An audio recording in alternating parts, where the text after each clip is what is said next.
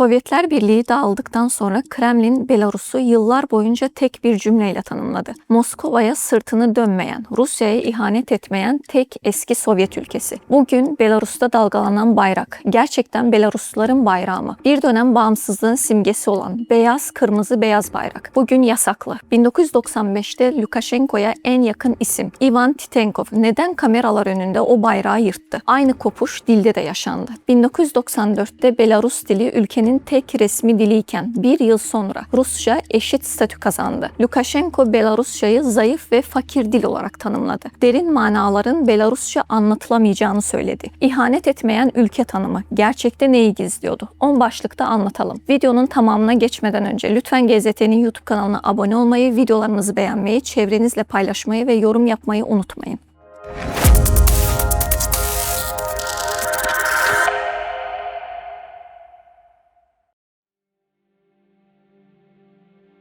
Kendisini açıkça Avrupa'daki son ve tek diktatör olarak tanımlayan bir devlet başkanı düşünün. Alexander Lukashenko. Üstelik bunu söylerken gülümsüyor ve ilave ediyor. Başka nerede göreceksiniz benim gibisini? İşte Belarus'un son 30 yılını anlamak için bu cümleler yeterli. Çünkü Lukashenko iktidarını meşrulaştırmak için demokrasi iddiasına hiçbir zaman ihtiyaç duymadı. Aksine gücü tek elde topladığını ve bunu normalleştirdiğini teoride ve pratikte gösterdi. Lukashenko 1954 doğumlu. Sovyet döneminde sınır birliklerinde görev aldı. Siyasi eğitmenlik ve kolektif çiftçilik yöneticiliği yaptı. Yani sistemi içeriden bilen bir isimdi. SSCB dağıldığında bile bağımsız Belarus fikrine sıcak bakmadı. Sovyetler Birliği'ni resmen sona erdiren Belovez anlaşmalarına karşı çıktığını defalarca dile getirdi. Bağımsız Belarus'un ilk lideri olan Stanislav Şuşkeviç'e göre Lukashenko Sovyet sisteminin korunmasını açıkça savunuyordu. Belarus-Rusya entegrasyonunu savunan birlik devleti projelerini destekliyordu. 1994'te Belarus'ta ilk kez Cumhurbaşkanlığı seçimi yapıldı. Lukashenko bu seçime yolsuzlukla savaşan halk adamı söylemiyle girdi. Parlamentodaki yolsuzlukla mücadele komisyonunun başındaydı. Elitlere karşı halkı temsil ettiğini iddia etti. Ekonomik kriz, belirsizlik ve yoksulluk ortamında bu söylemler elbette karşılık buldu. Seçimi oyların %80'inden fazlasını alarak kazandı. Bu seçim Belarus'un son gerçek seçimi oldu. İktidara geldikten sonra Lukashenko hızla sistemi kendine göre şekillendirdi. Anayasa değiştirildi, yetkiler artırıldı. Parlamento etkisizleştirildi. 1996 ve 2004 referandumlarıyla görev süresi sınırlamaları kaldırıldı. Böylece Lukashenko hukuki olarak da gidecek bir tarihi olmayan lidere dönüştü. Lukashenko'nun siyasi çizgisine, açıklamalarına baktığımızda aslında sürpriz bir kırılma yok. Bugün Belarus'u şekillendiren otoriter yapı, Sovyetler Birliği'nden kopamayan Lukashenko'nun yıllardır açıkça savunduğu dünya görüşünün sonucu. Rusya'nın devlet ajansı RIA Novosti'ye verdiği röportajda kendisini Rus yanlısı olarak tanımlıyor. Bu duruşu inkar etmediğini özellikle vurguluyor. Rusya ile birlik devleti konusunda referandum düzenledim. Evet, Rus yanlısı bir kişiyim. Geçmişime değer veriyorum sözleri Belarus'un bugün geldiği noktaya dair net bir çerçeve sunuyor. 1994'te iktidara geldiğinde birçok eski Sovyet Cumhuriyeti'nin aksine radikal bir kopuşa yönelmedi. Komünist geçmişi reddetmediğini söyledi. Devletin ideolojik yönünü batıya çevirmek yerine Sovyet düzeninin simgelerini ve reflekslerini korudu. Merkezi otoriteyi güçlendirdi. Muhalefeti sınırlandırdı. Medyayı kontrol altına aldı. Rusya ile kurulan yakın ilişki de bu çizginin doğal uzantısı oldu. Lukashenko için Moskova yalnızca stratejik bir ortak değil, Sovyet sonrası dünyada kaybolmaması gereken bir merkezin devamıydı. Bu nedenle Rusya ile birlik devleti projeleri, entegrasyon anlaşmaları ve ortak referandumlar pragmatik hamleler değil, ideolojik tercihler öne çıktı. İşte bu ideolojik eğilimlerin başında bayrak, dil ve ulusal semboller üzerinden yürütülen kimliksizleştirme politikası geliyordu. Lukashenko yönetimi bu milli değerleri Rusya ile birleşmenin önünde birer engel olarak gördü. Sovyet benzeri sembollerin getirilmesi bu sürecin ilk büyük darbesiydi. Dolayısıyla Belarusya'daki bugünkü sistemi anlayabilmemiz için Belarusya'nın kimlik tarihine bakmamız gerekir.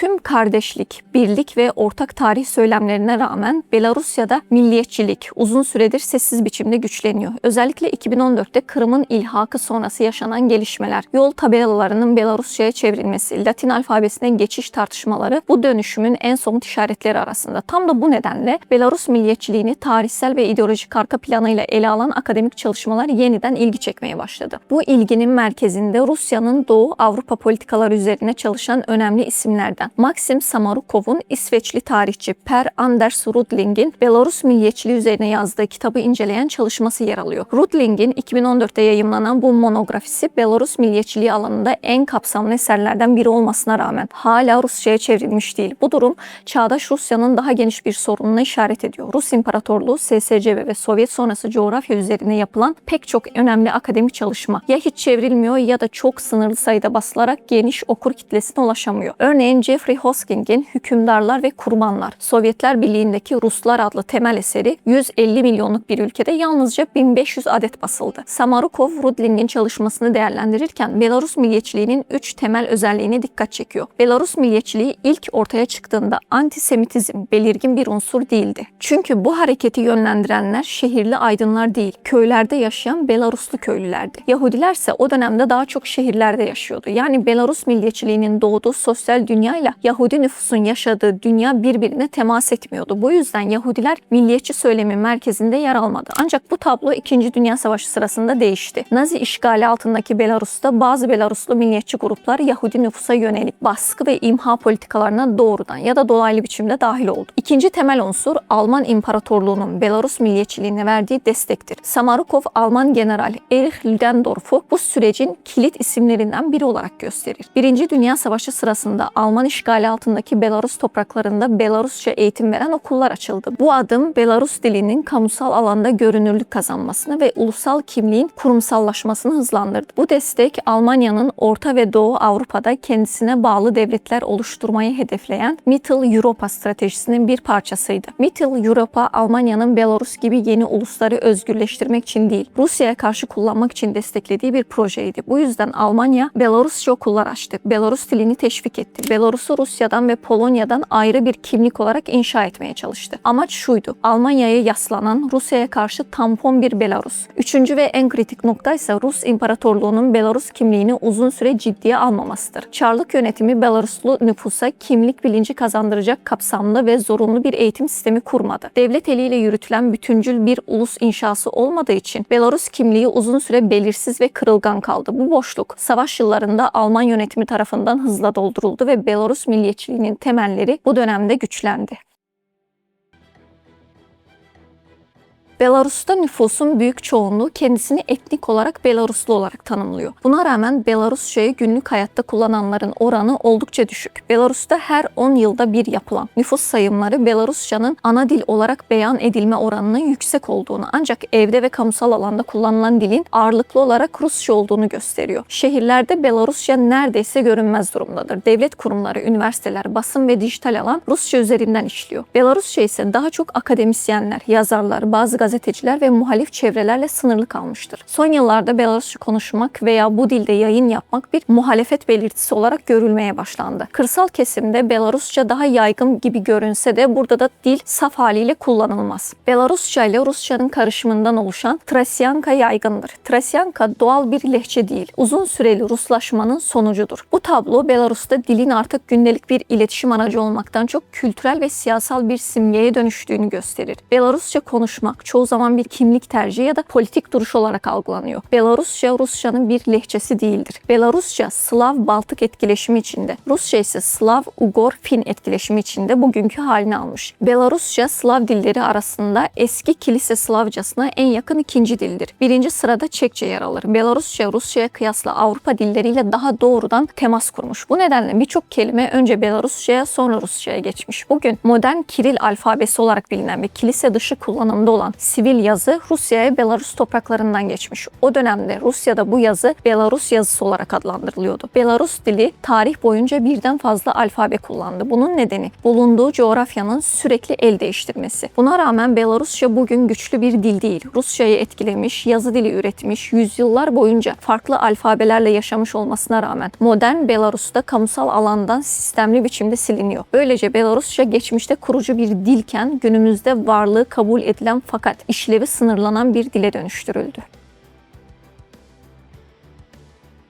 Belarus eğitim sistemi sistematik bir Ruslaştırma politikasıyla karşı karşıya. Anaokulundan itibaren çocuklara tek vatan ve tek halk kavramları öğretiliyor. Okullarda açılan Rus evleri kulüpleri genç beyinlere Rus ideolojisini aşılıyor. Belarus'ta son dönemde eğitim müfredatında yapılan değişiklikler tarih yazımının siyasi emellere nasıl alet edilebileceğinin çarpıcı bir örneği. Yeni basılan 10. sınıf tarih kitaplarından Belarus'un Rusya ile savaştığı Orşa Savaşı gibi olaylar çıkarıldı. Orşa Savaşı Belarus tarihindeki en büyük askeri zaferlerden biri olarak kabul edilir. İçinde bugünkü Belarus topraklarını da barındıran Litvanya Büyükdükalığı ile Polonya Krallığı'nın oluşturduğu ittifak Moskova Büyük Prensliğine karşı savaşıyordu. 1514'te gerçekleşen savaşta Moskova ordusu ağır bir yenilgiye uğratıldı. Belaruslu milliyetçiler için bu savaş Avrupalı Belarus'un Rus yayılmacılığına karşı zaferidir. Bu savaşın müfredattan çıkarılması Belarus halkının Rusya'dan ayrı bir askeri ve siyasi geçmişi olduğu bilincini kırmayı amaçlıyor. Bu politikalardan nasibini alan bir diğeri ise Belarus Ulusal Uyanışı'nın sembol ismi Kastus Kalinowski. 19. yüzyılda Çarlık Rusyası'na karşı baş kaldıran Kastus Kalinowski bugün Belarus tarih kitaplarında provokatör veya Ortodoksluk düşmanı olarak yeniden kodlanıyor. O köylüleri Çarlık zulmüne karşı örgütleyerek Belarus dilinde yayınlanan ilk gazete olan Muzichskaya Pravda'yı yani köylü gerçeğini çıkarmıştı. Tarih tekerrür ediyor. Kastus Kalinowski'nin 19. yüzyılda yaktığı bağımsızlık meşalesi bugün onun adını taşıyan Kastus Kalinowski alayının ellerinde yeniden yükseliyor. Ukrayna topraklarını Rus işgaline karşı savunan bu Belaruslu gönüllüler Kalinowski'nin asırlar önce yaptığı kurdun ağzında yaşamayı reddetme çağrısını bugün cephede bizzat hayata geçiriyor. Rus emperyalizmine boyun eğmek yerine özgürlük için savaşmayı seçiyorlar. Rusya'nın kültürel işgali yumuşak güç politikasıyla somut adımlara dönüştü. Belaruslu öğrenciler ve öğretmenler eğitim gezileri adı altında işgal altındaki Kırım'a götürülüyor. Amaç genç neslin zihninde Ukrayna topraklarının aslında Rus olduğu algısını meşrulaştırmak. Öğrenciler Kırım'daki Artek gibi Sovyet döneminden kalma ama modernize edilmiş devasa kamplara yerleştiriliyor. Rusya, Ukrayna'nın işgal altındaki bölgelerinden Kırım, Donetsk, Luhansk, Herson, Zaporijya çocukları alıp Rusya içindeki veya Kırım'daki kamplara gönderiyor. Bu çocukların Ukraynalı kimliğini silip yerini Rus kimliği ve Rus vatanseverliğiyle doldurma sürecidir. Bu amaçla kullanılan 80'den fazla kamp ve eğitim tesisi tespit edilmiş durumda. Çocuklara bu kamplarda Ukrayna'nın aslında hiç var olmadığı, Rusya'nın kurtarıcı olduğu anlatılıyor. Silah kullanma, askeri disiplin ve Rus ordusuna sadakat eğitimleri veriliyor. Bu faaliyetler sadece bir propaganda değil, bir savaş suçudur. Cenevre Sözleşmesi'ne göre işgalci gücün sivil nüfusun, özellikle çocukların milli kimliğini değiştirmeye çalışması yasaktır. Belarus'ta kültür politikası artık bir ideolojik kontrol aracı. Yerel sanatçılar yasaklanırken meydan Rus sanatçılara kaldı. Rus dünyası, Ruski Mir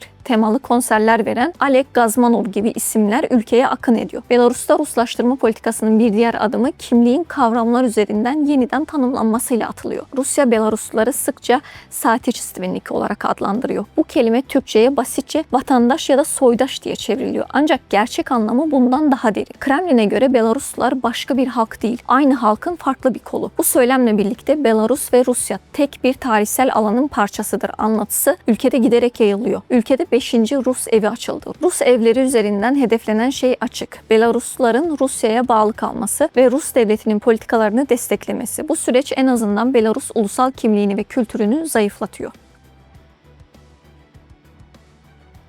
Beyaz, kırmızı, beyaz bayrak. Belarus'ta yalnızca ulusal sembol değil, geçmişte Belarus'un bağımsızlık arayışının resmi simgesiydi. Ama bugün yasaklı. Onu bu kadar tehlikeli kılan da tam olarak bu bağımsızlık arayışı özelliği oldu. Bu bayrağın kökeni Orta Çağ'a uzanır. Beyaz ve kırmızı renkler Litvanya Büyükdükalığı döneminden itibaren Belarus topraklarında kullanılan Pahonia armasının ana renkleriydi. Pahonia, Orta Çağ'da Litvanya Büyükdükalığı'nın devlet armasıydı. Zırhlı bir şövalyenin kılıcı havada ve at üzerinde tasvir edildiği bu arma bugünkü Belarus topraklarında kapsayan devletin resmi simgesiydi. Bu nedenle beyaz ve kırmızı yüzyıllar boyunca Belarus topraklarında güç, savunma ve devlet geleneğiyle ilişkilendirilen renkler oldu. 1917'de genç Belaruslu mimar Klavdiy Dushevski tarafından tasarlanan bayrak 1918'de ilan edilen Belarus Halk Cumhuriyeti'nin resmi bayrağı oldu. Bu devlet uzun ömürlü olmadı. Bolşeviklerin gelişiyle dağıldı. Ancak bayrak Belaruslular için ilk kez kendi adına konuşma anlamını taşıdı. Bu nedenle Sovyet döneminde yasaklanan yasaklandı ve yalnızca sürgündeki Belarus diasporası tarafından yaşatıldı. Bu bayrağı taşıyanlar Rus İmparatorluğu'na, ardından Bolşevik Sovyet iktidarına karşı savaşıyordu. Bayrağı taşıyan Belaruslu birlikler Kızıl Ordu'ya ve Sovyet yönetimine karşı savaştı. Özellikle Slutsk ayaklanması bunun en net örneğidir. Amaç netti: Rusya'ya bağlı olmayan bağımsız bir Belarus devleti kurmak. Sovyetler Birliği dağıldığında Belarus 1991'de bağımsızlığını ilan ettiğinde doğal bir adım atıldı. Beyaz, kırmızı, beyaz bayrak yeniden devlet bayrağı oldu. Alexander Lukashenko da 1994'te Cumhurbaşkanı seçilirken yeminini bu bayrak altında etti. Ancak bu durum uzun sürmedi. 1995'te Lukashenko bir referandum düzenleyerek Sovyet Belarus bayrağına çok benzeyen kırmızı yeşil bayrağı yeniden resmi sembol haline getirdi. Bu karar eski Sovyet coğrafyasında benzersizdi. Çünkü Belarus, Sovyet döneminin bayrağını bilinçli olarak geri getiren tek ülke oldu. Referandumdan sonra yaşanan sahne ise simgeseldi. Cumhurbaşkanlığı İdaresi Başkanı Ivan Titenkov, Minsk'te hükümet binasının çatısına çıktı. Beyaz, kırmızı, beyaz bayrağı indirdi ve kameralar önünde parçaladı. Bu yalnızca bir bayrağın indirilmesi değil, bağımsızlık fikrine karşı açık bir meydan okumaydı.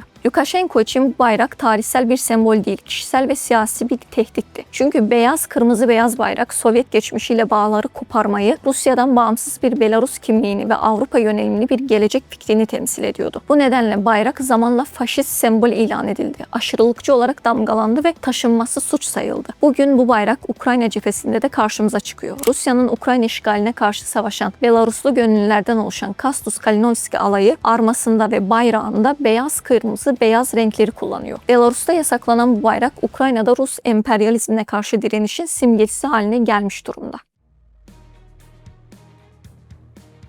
Belarus'ta uzun yıllar boyunca tüm sistem Alexander Lukashenko'nun şahsı üzerinden yürüdü. Ordu, güvenlik güçleri, dış politika ve devlet kurumları doğrudan onun kontrolündeydi. Bu yapı Rusya için kullanışlıydı çünkü Lukashenko Moskova'ya yakındı. Ancak aynı zamanda riskliydi çünkü sistem tek bir kişiye bağlıydı. Lukashenko giderse Belarus'un yönü değişebilirdi. 2020 protestoları bu riski görünür hale getirdi. Sokakta rejime karşı ciddi bir toplumsal itiraz ortaya çıktı ve Lukashenko ancak Rusya'nın açık siyasi ve güvenlik desteğiyle iktidarda kalabildi. Bu noktadan sonra mesele sadece Lukashenko'nun iktidarı değil, Belarus'un gelecekte de Rusya çizgisinde kalmasının nasıl garanti altına alınacağı haline geldi. İşte tüm Belarus Halk Meclisi APA bu ihtiyacın ürünü olarak ortaya çıktı. Resmi anlatıya göre bu yapı halkı temsil eden bir üst kurul. Ancak pratikte APA iktidarı dengelemek için değil, kilitlemek için kuruldu. Yeni anayasal düzenlemeyle APA'ya çok geniş yetkiler verildi. Dış politika, askeri doktrin, olağanüstü hal kararları ve stratejik ittifaklar bu yapının denetimine alındı. Bu şu anlama geliyor: Belarus'ta ileride farklı bir cumhurbaşkanı seçilse bile Rusya ile askeri ve siyasi ortaklığı değiştirmesi mümkün olmayacak. Sistem buna izin vermiyor. Yani seçim yapılabilir, lider değişebilir ama ülkenin yönü değişemez. Lukashenko'nun ikili iktidarı istemiyorum söylemi de bu bağlamda anlam kazanıyor. Kağıt üzerinde Cumhurbaşkanı ile APA arasında bir güç paylaşımı yok. Ancak pratikte Lukashenko'nun görevden ayrıldıktan sonra APA'nın başına geçmesi öngörülüyor. Bu da ona seçilmiş yeni başkanı denetleyen, sınırlayan ve gerektiğinde etkisizleştiren bir pozisyon sağlıyor. Böylece Lukashenko iktidardan çekilse bile sistemin tepesinde kalmaya devam ediyor. Bu yapı Rusya açısından son derece işlevsel. Çünkü artık Belarus'ta iktidarın kimin kazandığından çok sistemin neye izin verdiği önemli. Seçimler tamamen anlamsız hale gelmiyor. Ancak sonuçları belirleyici olmaktan çıkarılıyor. Nihai karar merci halk iradesi değil APA oluyor. Bu da Rusya yanlısı çizginin seçim yoluyla değişmesinin neredeyse imkansız hale getiriyor. Bu yüzden APA sıkça bir sigorta poliçesi olarak tanımlanıyor. Rusya Belarus'ta sadece bir lideri değil, bir rejim mimarisini sigortalıyor. Bu sigortanın bedeli ise Belarus'un egemenlik alanının daralması. Belarus, Rusya için öncelikle coğrafi konumu nedeniyle hayati öneme sahip. Rusya'nın batıya açılan kapısı konumundaki Belarus, Moskova ile NATO ülkeleri, özellikle Polonya, Litvanya ve Letonya arasında bir tampon bölge işlevi görüyor. Belarus'un Rusya için önemini artıran bir diğer unsur askeri konuşlanma ve altyapı. Ülkede Sovyet döneminden kalma radar sistemleri, askeri üsler, havaalanları ve lojistik merkezler bulunuyor. Rus ordusu bu altyapıyı fiilen kullanabiliyor. Belarus'un nükleer boyutu da Rusya açısından kritik. Rusya taktik nükleer silahlarını Belarus topraklarında topraklarını konuşlandırarak NATO'ya ve Batı'ya doğrudan bir caydırıcılık mesajı veriyor. Bu silahların kontrolü Rusya'da kalıyor. Belarus bu konuda karar verici değil. Bu durum Belarus'un egemenliğinin askeri alanda ciddi biçimde sınırlandığını gösteriyor. Aynı zamanda Moskova nükleer silahları Belarus'a yerleştirerek Batı'ya tehdit artık Rus sınırlarında değil, Avrupa'nın hemen yanında mesajı vermiş oluyor. Ukrayna Savaşı ile birlikte Belarus'un önemi daha da arttı. Rusya, Kiev'e yönelik saldırısında Belarus topraklarını askeri geçiş hattı olarak kullandı. Günümüzde de Rus askerleri Belarus'ta eğitiliyor. Askeri malzeme buradan sevk ediliyor ve Belarus hava sahası Rus askeri faaliyetlerine açık tutuluyor. Belarus'un Rusya için öneminin bir diğer boyutu askeri sanayi kapasitesi. Belarus'ta radar sistemleri, optik cihazlar, askeri araç parçaları ve bazı silah bileşenleri üreten tesisler var. Rusya yaptırımlar nedeniyle zorlandığı birçok askeri ekipmanı Belarus üzerinden temin edebiliyor. Sonuç olarak Batı ile ilişkileri neredeyse kopmuş olan Minsk, güvenliğini ve iktidarını büyük ölçüde Moskova'ya borçlu. Lukashenko'nun 30 yılı aşkın iktidarı boyunca kurduğu düzen ülkeyi Moskova'ya öyle bir can damarıyla bağladı ki herhangi bir kopuş girişimi neredeyse imkansıza yakın. 2025 baharında Belarus'ta yaşanan trajikomik patates kıtlığı aslında bir ülkenin nasıl adım adım kendi kimliğinden ve kaynaklarından koparıldığının en somut kanıtı oldu. Belarus patates ihraç eden bir ülke. Ancak 2024 ve 2025'te Belaruslu üreticiler kendi halkına satmak yerine ellerindeki tüm stoğu Rusya'ya gönderdi. Çünkü Rusya'da fiyatlar daha yüksek ve savaş ekonomisi nedeniyle gıda talebi devasa boyutlarda. Belarus, Rusya'nın yaptırımlarla sarsılan gıda pazarını doyurmak için kendi iç pazarını feda etti. Halkın temel gıdaya ulaşmakta zorlanması, üretimin tamamen Rusya'nın askeri ve sivil siparişlerine odaklanmış olmasının acı bir sonucudur. Lukashenko her ne kadar bazı siyasi mahkumları serbest bırakarak veya Batı'ya ılımlı mesajlar göndererek bağımsız bir aktör olduğu imajını çizmeye çalışsa da sahadaki gerçekler bunun tam tersini söylüyor. Ekonomik olarak bakıldığında Belarus fabrikalarının ürettiği traktörlerden askeri teçhizatlara kadar her şeyin tek gerçek alıcısı bugün Rusya'dır. Batı yaptırımları nedeniyle Avrupa pazarı tamamen kapandığı için Belarus'un dış ticaret yolları, limanları ve döviz girdisi Moskova'nın kontrolündeki kanallara mahkum kaldı. Bir zamanlar denge politikası yürüten Minsk, 2022 işgaliyle birlikte bu lüksünü kaybetti. Ülke topraklarının Rus ordusuna açılması ve nükleer silahların konuşlandırılması Belarus'u uluslararası hukuk yönünde Rusya'nın stratejik bir uzantısı haline getirdi. Bu durum Lukashenko'nun Batı ile yeniden masaya oturma şansını neredeyse imkansız kılıyor. Çünkü Batı için Lukashenko artık güvenilir bir muhatap değil, Putin'in savaş planlarının bir ortağıdır. Bugün Belarus'ta kimlik, dil ve tarih eğitimi bile Rus dünyası ideolojisine göre yeniden dizayn edilirken toplumsal hafızada Rusya'dan ayrı bir Belarus bilinci sistemli bir şekilde zayıflatılıyor. Uzmanlara göre Ukrayna'daki savaşın gidişatı sadece Kiev'in değil, Minsk'in de kaderini tayin edecek en büyük güç. Eğer Ukrayna bu savaşı kazanırsa, bu durum Belarus sokaklarında 2020'deki o devasa protesto ruhunu yeniden ateşleyebilir. Belarus bugün Avrupa Birliği'nin hemen yanı başında ama Avrupa'dan fiilen kopuk bir ülke. 2020 seçimlerinden sonra patlak veren kitlesel protestolar, Belarus toplumunun önemli bir kısmının yönünü Batı'ya çevirdiğini açık biçimde gösterdi. Ancak bu irade sert baskı, tutuklamalar, sürgünler ve medya tasfiyesiyle bastırıldı. Lukashenko bu süreçten sonra iktidarını ayakta tutmak için tamamen Moskova'ya yaslandı. Ukrayna Savaşı'nın başlamasıyla Belarus'un manevra alanı daha da daraldı. Minsk, Rus ordusuna topraklarını açtı. Saldırının bir parçası haline geldi ve fiilen tarafsızlık iddiasını kaybetti. Nükleer silahların Belarus'a konuşlandırılması ise ülkenin egemenliğinin ne ölçüde aşındığını gösteren en somut adımlardan biri oldu. Bu noktadan sonra Belarus sadece Rusya'nın müttefiki değil, aynı zamanda Batı'ya karşı ileri bir askeri platform haline geldi. Buna rağmen Belarus toplumuyla rejim arasındaki uçurum kapanmış değil. Yüz binlerce Belaruslu Avrupa ülkelerinde yaşıyor, çalışıyor ve kendisini Avrupa'ya ait hissediyor. Peki Ukrayna Savaşı'nın sonucu bu tabloyu değiştirir mi? Uzmanlara göre evet ama otomatik olarak değil. Eğer Ukrayna Savaşı Rusya açısından başarısızlıkla sonuçlanırsa Moskova'nın bölgesel nüfuzu zayıflayabilir. Bu durum Belarus'ta hem bürokrasi hem toplum düzeyinde yeni arayışları tetikleyebilir. Avrupa fikri yeniden sokaklarda daha yüksek sesle konuşulabilir. Ancak bu ani bir kopuş anlamına gelmez. Avrupa Birliği cephesinde ise uzun süredir bir kararsızlık hakim. Sert yaptırımlar rejimi zayıflatırken aynı zamanda Belarus'u Rusya'ya daha fazla itme riski taşıyor. Bu yaklaşımsa Minsk'teki statükoyu fiilen güçlendiriyor. Uzmanlar AB'nin Belarus'u yalnızca Rusya politikası üzerinden değil, kendi başına bir ülke ve toplum olarak ele alması gerektiğini vurguluyor. Sonuç olarak Belarus bugün bir kavşakta. Kısa vadede Rusya'dan kopması zor. Ancak bu Belarus'un kaderinin sonsuza kadar Moskova'ya bağlı olduğu anlamına gelmiyor. Avrupa hayali bugün bastırılmış olabilir ama tamamen silinmiş değil. 1917'de genç Belaruslu mimar Claudia Dushevsky tarafından tasarlanan bayrak, Moskova'ya sırtını dönmeyen, Rusya'ya ihanet etmeyen tek eski Sovyet ülkesi. Bugün Belarus'ta dalgalanan bayrak, gerçekten Belarusluların bayrağı mı? Bir dönem bağımsızlığın simgesi olan beyaz, kırmızı, beyaz bayrak. Bugün yasaklı. 1995'te Lukashenko'ya en yakın isim Ivan Titenkov neden kameralar önünde o bayrağı yırttı?